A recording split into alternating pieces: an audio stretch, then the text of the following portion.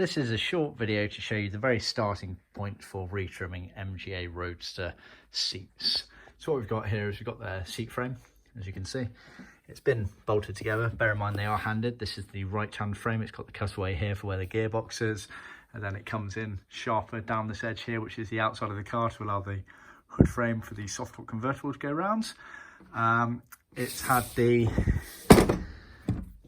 tacking strips screwed into the bottom of the frame, so you get 3 of them, sort of a left, right and centre as it were. And then you've got the millboard backrest back. At the moment the backrest back has merely been taped on just to show the shape for this video. When we end up putting the felt padding kits on there, then it will be more securely in place, but this is just a basic overview to show you that. Obviously as soon as the felt goes on, it becomes harder to show you that process, so we've just done this. Obviously there's no harm in doing what we've done here and putting some tape on there to roughly keep it in place whilst you then work on the other elements of it and keep it in place to secure it. So just bear that in mind.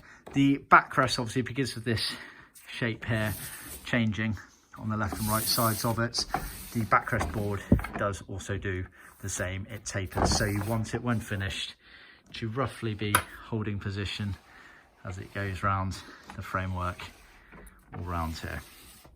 So that is the very starter blocks of an MGA retrim. See more videos for more information.